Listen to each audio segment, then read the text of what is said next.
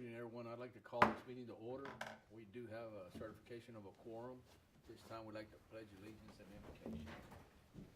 I pledge allegiance To the flag of the United States of America and to the republic for which it stands, one nation under God, indivisible, with liberty and justice for all. Pledge allegiance to the flag.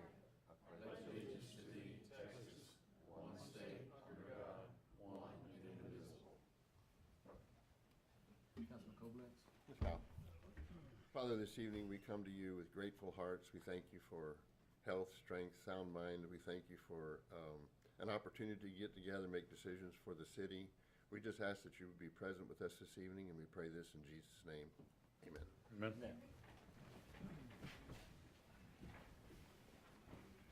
Thank you. This time, we'll move into item number 4, public comments. I believe we got 2 that have signed up to speak. I didn't see where to sign in. I will speak. Yes, sir.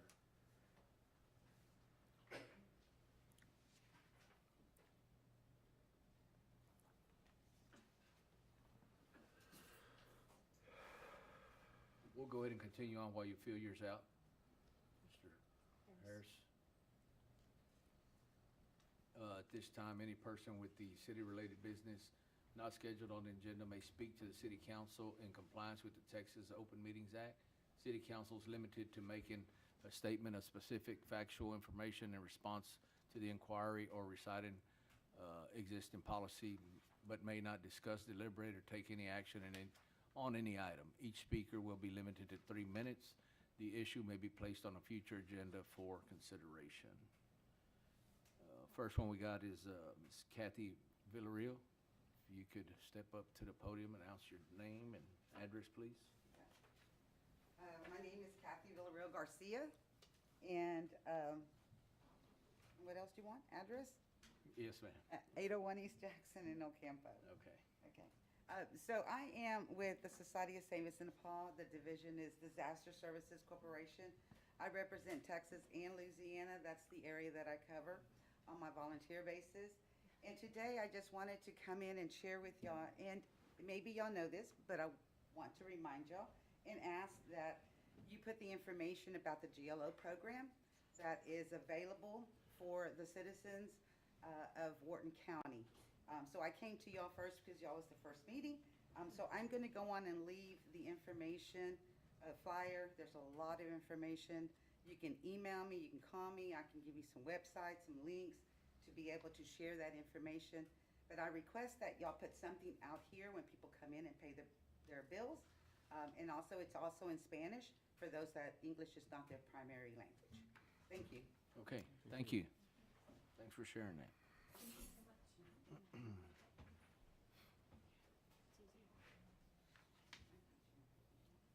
Next, we got Ms. Ann Ramos.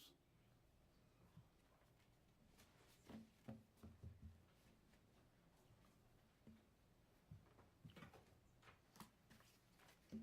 I can see better. Depends on if it's close or far. Sorry, got old suddenly.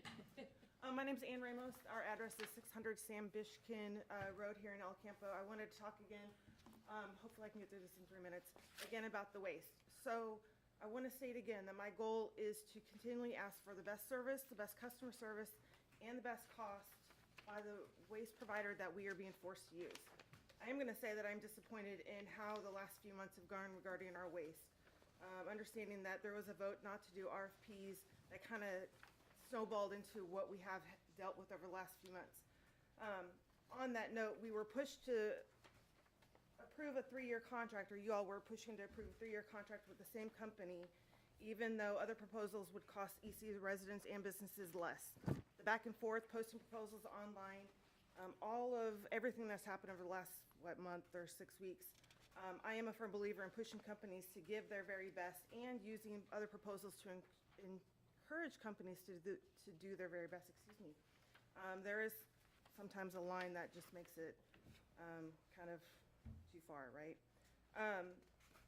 There was a recusal of one of the councilmen for voting for TWS. but continue to vote for the other, for TDS. But I guess my question is, if there's a conflict of interest, wouldn't it be a conflict of interest across all boards? Because if you're voting for one, you're voting against the other and vice versa. I did spend some time over the last couple of weeks scouring the internet, Facebook, X, what is that, Twitter, Yelp, Better Business Bureau, the Wharton paper. I'm even shown a picture of the Wharton paper showing that TDS has a very terrible reputation, to be perfectly honest. I have only been able to find one comment that was positive across all of that over the last 5 years, and that was on a specific Facebook post, from a councilman's wife defending TDS. That same city councilman's wife was hugging the TDS representative on the last meeting, and then I guess to that point is, why was that city councilman not recused for voting when obviously there's some sort of relationship there? Every other comment on all those avenues was negative, or at least at some point it was like, we don't really care. There was very much a TDS versus TWS discussion. So there wasn't even a vote about GFL. So I do have a lot of comments about that I'm not going to be able to get to. But what I do want you guys to look at is what's here. This is what was posted online, the comparison between all three vendors. So if you look at just a residential cost from a cost standpoint alone, TWS was the winner. Although it did have other categories. Whatever's highlighted is the winner or the best for that category. From a commercial standpoint, GFL wins every category, hands down. And then if you're looking at us from, an avenue of doing 25 to 30 hauls or 150 to 200 tons per month, that of course makes quite a big difference. Just looking at their own avenues, you can see that GFL is the better winner. I do just have one more thing to say, if that's okay, sir. Before I start sending daily complaints to the city, I guess is where I would send that to. I would again like to ask for an exemption to the exclusivity clause, as though we are in city limits only by half a mile. But I have and will continue to show that our current provider service violates our stormwater permit. When that time comes, I do need to know where to send those TCEQ fines for violating that storm permit, being that we are forced to use that provider and they continue to violate our stormwater permit. Another great option would be to allow commercials or businesses to bid and select their best vendor for their needs, and then of course to consider the 8% franchise fees and part of that as well. Thank you. Thank you. Okay, I believe we got one more card. Mr. Harris? Mr. Harris. Mr. Harris.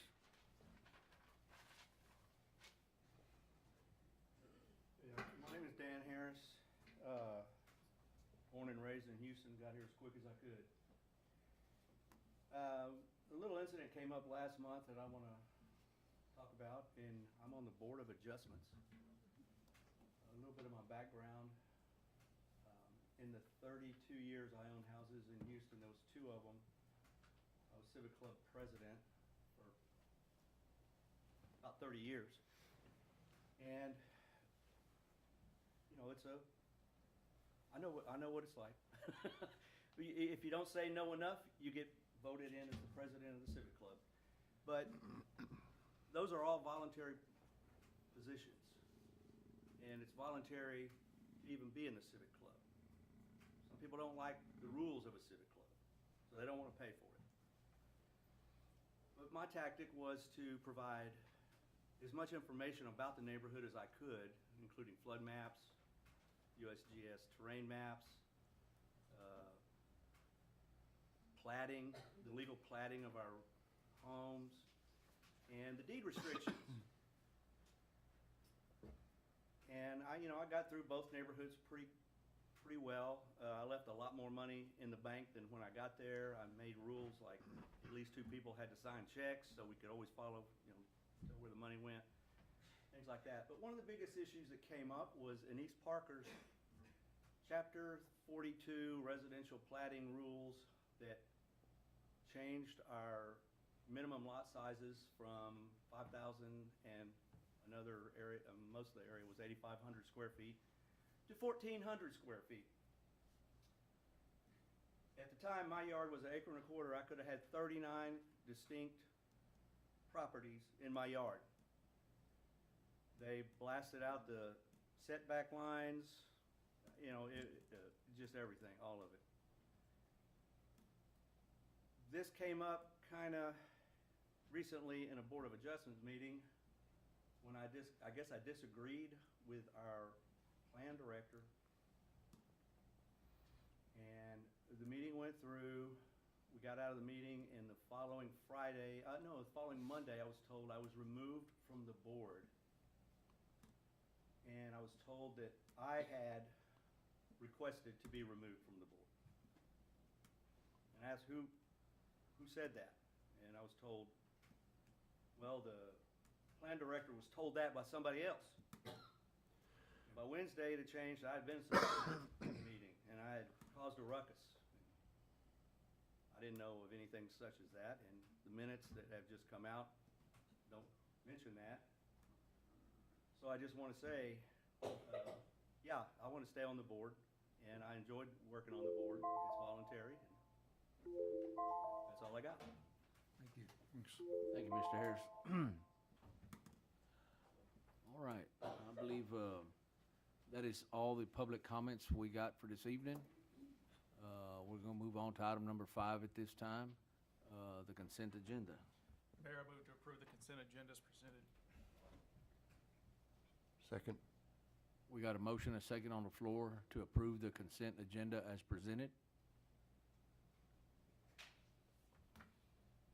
All in favor? Any discussion? Motion passes. Thank you. Item number 6.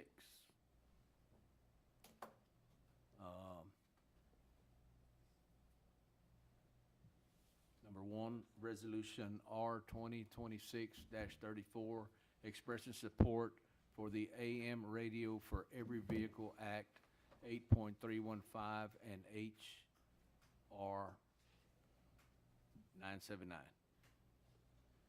Good evening, Council. Staff is asking you to approve this resolution in support of the Senate bill and the House bill that require AM radio in every vehicle. And this item was brought to our attention through the radio station KULP, who do so much for this community and getting information out to the listeners of El Campo and Wharton County and much further and much beyond. And we recognize how important this is. Initially, I believe they spoke to the mayor about this when they were celebrating their historical marker, and he came back to me, and we felt it incumbent upon us to bring this to you to support them and to get this to our congressmen so they understand just how important this is. Steve Zecchi is in the audience. He is the general manager and part owner of KULP. Thank you for coming. And we recognize just their value. That is included as part of this resolution, what they do for the community, and we encourage you to adopt this resolution so we can get this sent out. Mayor, I move that we move forward with approval of Resolution R 2026-34 as presented. Second. We got a motion, a second, for the approval of Resolution R 2026-34 as presented. All in favor? Motion passes. Thank you. We'll get it to the congressman. So, if I could just tell you, you're the only city council in the United States of America that has done this. And we're going to make sure that everybody understands where El Campo stands and where El Campo leads. Where I talked to the Texas Association of Broadcasters, they're going to meet with our representative in D.C. We take a bunch of folks up there, and they lobby. And they're going to meet with Nils. And Ted Cruz, by the way, has been a big proponent of this, and surprisingly, Ed Markey, who is a Democrat out of Massachusetts, understands the importance of this. So you guys you're to be commended, and we truly appreciate it. Thank you for coming. Thank you so much. All right, resolution has been approved, and we will get it to where it needs to be. Moving on to item number 2, Resolution R 2026-35, authorizing the submission of an operational Lone Star grant application and authorizing the city manager to be the official representative in all matters pertaining to the city's participation in the Operation Lone Star Grant Program. It wouldn't be a city council meeting if we didn't have a grant application on the agenda. So tonight, we're asking you to approve this resolution. Now, it is the same grant that we applied for a few months ago via Resolution 2026-15.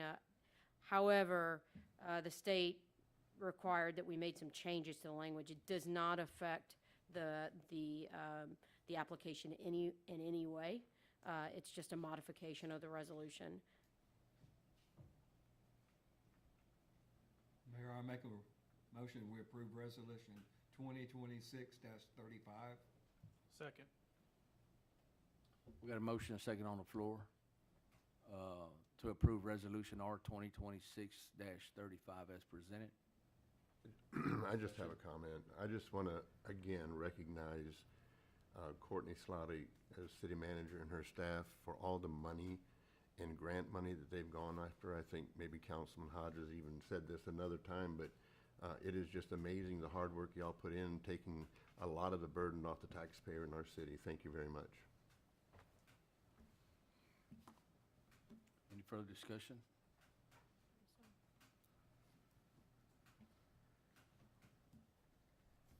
We got a motion and a second on the floor. All in favor? Motion passes. Thank you. Item number 3, Resolution R 2026-36, authorizing change order number 2 to the contract with J4 Fencing and Service LLC for the HMGP Water Plant Generators Project, DR-4485-TX, in the amount of $14,883. And we're authorizing the city manager to execute all necessary documents and providing for an effective date. So just to walk you through this request by J4, originally the bid that they submitted included a $15,000 allowance for providing the natural gas for the generators, and that cost came in at $29,883. They're requesting the difference, which is $14,883. This is their second request that has come to council.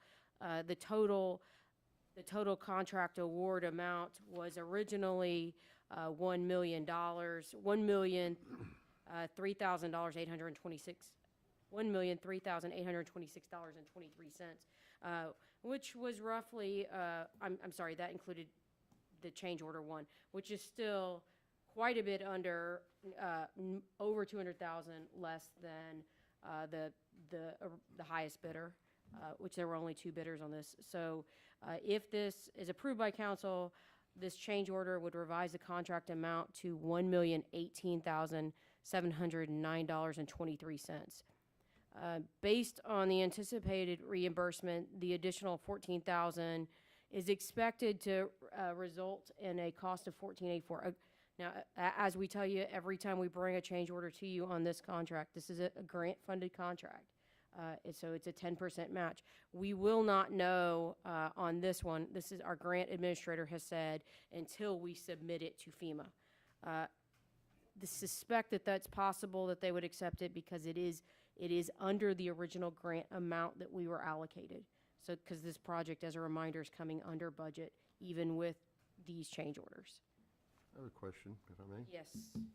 My understanding is that the $15,000 allowance, I guess is what was put in there, was just a guesstimation, and this was possibly even expected that it depends on what the actual provider would charge to bring the gas in, was uncontrolled by J4, understanding also that they're not making any profits or overhead on this.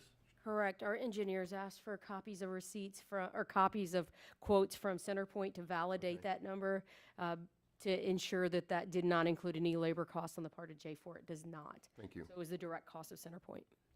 Got another question. Have we always depended on natural gas for the city's emergency generators, or do we used to run them on diesel? The one here at City Hall is run on diesel.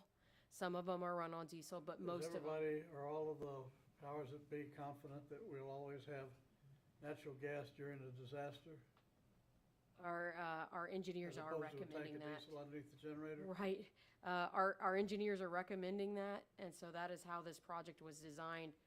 And I'm unfortunately, not suggesting we change the whole project right now, I'm just but curious. some food for thought, right? In case something goes wrong there. It is something to consider. But I don't think that they designed this I mean, I know they didn't design this one that way. Thank you. Yeah, definitely worth thinking about though. Mayor, I make a motion to approve Resolution R 2026-36 as presented. We got a motion, I'll second. motion and second to approve Resolution R 2026-36 as presented. I have two questions. Go ahead. Question? Yeah. So my question, first question is, and maybe we don't know this because this bid's old, but of the competitors that bid this line item, how much closer to the 30,000 were they? Does anybody know that number? I mean, was this part of the overall 850 that seemed to be cheap and everybody else was at $1 million? I cannot tell you, I didn't look back and see what that line item was. But it contributed to the 850 amount. Correct, yes, I can say that definitively, yes. And then my second question is do we only have to vote on this because it requires a change order? It says in here that that the contract allows for this to be adjusted based on actual charges. The contract does allow that, but Has to be. it has to be approved by council via change order because of the amount. The only question I had is, we had some specific questions associated with change order number 1 whenever they brought that forth, and it was in regards to what else is expected. And at that time, it was said nothing else was expected, and now we got this. So that's the only thing that gives me a little pause on this one because of the fact that we did ask that question, and then now we've got more. So my question is, where's change order number 3 and number 4 and number 5, and what else are we gonna get? So that's my only point of contention here, other than the fact that, I mean, I'm in favor of it because I want to get the job done. Yeah, that's how we but, but at the same time, and it's still below, like what you said, and hopefully we'll get this all funded through the grant that we have, which is all good. I'm hoping they're digging deep enough to know that this is it. Yeah. But that's my only concern. We will articulate that to them. Yeah, I appreciate it. Can we And I- modify the motion subject that it's approved contingent upon the reimbursement? We've talked about this before. You can. Yeah. I would guess that any of the other bidders on this contract will probably be coming back wanting the same $14,000. Well, it's the Yeah. frustrating part that we started here and now we're back up to where all the bids came in. Right. We took the local bid. But the $1 million bidder is probably gonna want 14,000 too because of this passed on cost. They didn't know that Centerpoint was in the beginning, correct? They didn't know Yeah. the Centerpoint what? They didn't know the Centerpoint cost, they projected it, they estimated it. Sure, but perhaps. In October. But perhaps there was, I mean, I wouldn't assume that everybody said Sure. 15 grand. Maybe somebody said 45. There And were- it came in at 30. Right, that absolutely could be the case. So, Blake, what was that you said in, I just asked a question. yeah, you asked a question. Yeah, I was appeased. I Right. can if I'd like. But okay? You know what, I'd move to modify the motion to reflect that, that we approve this subject to being reimbursed by FEMA. Yes, okay. Whose motion was it? I forgot. It was Mr. Kovalens. You'd have to ask him if he'd accept an amendment. I do. And the second as well. Who's the second? Mr. Hodges. Mr. Hodges, So that becomes the new motion. that becomes a new motion. It was Can- restated. Can you restate it? So the motion is to approve Resolution R 2026-36 pending reimbursement from FEMA for their 90%. Okay. We will report back to council Conditional. on that, Conditional, yeah. on whether we receive that or not. We will notify council. I'm good with the amendment of the motion. Okay, we got a motion on the floor for that. Would anybody like to second that? There you have it. Okay, we have a motion and a second. All in favor? Motion passed. Any further discussion? Motion passed. All right, as presented, so. Moving on to item number 4, distribution of fiscal year 27 proposed budget document. And usually we have a big production and we hand you the documents, but it's the digital age, and our documents are available as I speak on our website and will be emailed to you at 7:15 p.m. today. I would tell you, I would like for you to know that we will be happy to provide paper copies. If you want a paper copy, all you have to do is let me know, and we'll get you that as quickly as possible. Because it is a proposed budget, this document is fluid. It's not static yet. She's showing you exactly where it is, so that you know that we've got it out there.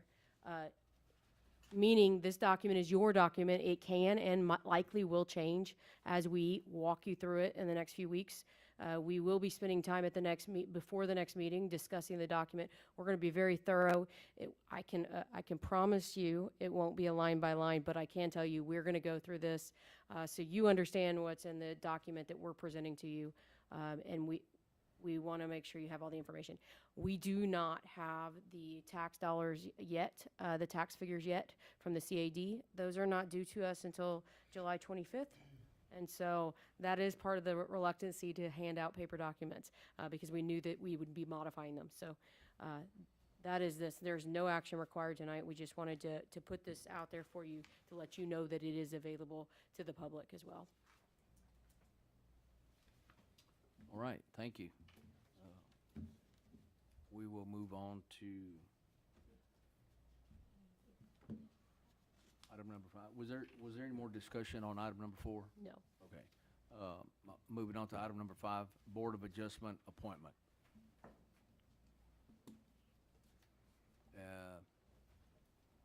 You want me to field this one? Yeah, if you don't Okay. mind, Courtney. Yeah, as you saw, Mr. Harris is a longstanding Board of Adjustment meeting, a member, and he spoke on this earlier this evening. This has been brought back to council for your consideration for potential reappointment. Would let you know that if you do decide to appoint him tonight, you will need to replace a standing member that was either put on the board at the last, on the June 22nd meeting, or an existing member. And so we have that information for you in the packet. You can see where that is. Just as a reminder, on the 6/22 meeting, you appointed the chair, Mr. Bobby Perez, Ms. Holly Willis, as well as potential new members, Edward Vallejo IV and Dakota Bubella. So those were the recent appointments. If you're interested in assigning a place to Mr. Harris, we would suggest that you replace one of them because they were up for replacement. I'd like to know how that misunderstanding happened. I'll correct a few things, and it's not your fault because the packet did indicate that Mr. Harris wanted to be reappointed. It was on the screen, and I'm not sure how it was articulated that he didn't want to be reappointed. I'm going to be very candid with this council and the audience. That was not a conversation that was had from me, nor was it had from my planning director. So I'm not sure, nor Mr. Harris. So I'm not sure how that came, that belief that he did not want to be reappointed, because it was, if you go back to the packet, you can see that it stated that he was eligible for reappointment and he wanted to be reappointed. I do think that there was mention of not disruptions, just concerns about defending votes, because this board is incredibly important, as Mr. Harris knows, and I'm pretty confident all of you know. If a vote is challenged for Board of Adjustments, it doesn't come to you. It goes immediately to district court. And so these votes are extremely important. This is the most important board we have. And I think that some of the communication, at least articulated to me and perhaps was relayed to council or to a council member if they chose to follow that, was that we need to make sure that our board members are making these decisions and are able to justify them so that if they go to court, they're defendable. And so I think there was some concern by staff that we need those votes defendable. And it was never you were disruptive, Mr. Harris. It was a concern of, hey, let's make sure that everybody on that board understands that these votes need to be communicated why they're voted down. And so that was the place it came from. Maybe could have been handled with a conversation. But here we are today, and so we're put it back on the agenda, and I'm sure we can right the ship if it needs to be, and you guys can make the appointment if you choose to. Mayor, I move to appoint Dan Harris in replacement of Edward Vallejo IV. Second. We got a motion on the floor to reappoint Dan Harris in the place of Edward Vallejo, the fourth. And would anybody like to make a motion? You already- Motion and a second. All in favor? No discussion? Motion passes. Welcome aboard, Mr. Harris. Thank you. Thank you for everything you do.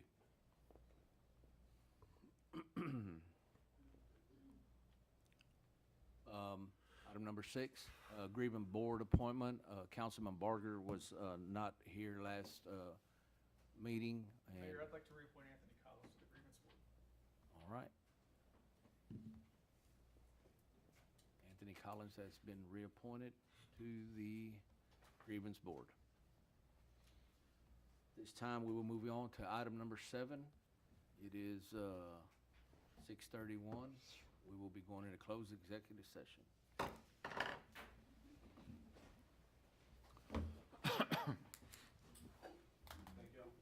Thank you.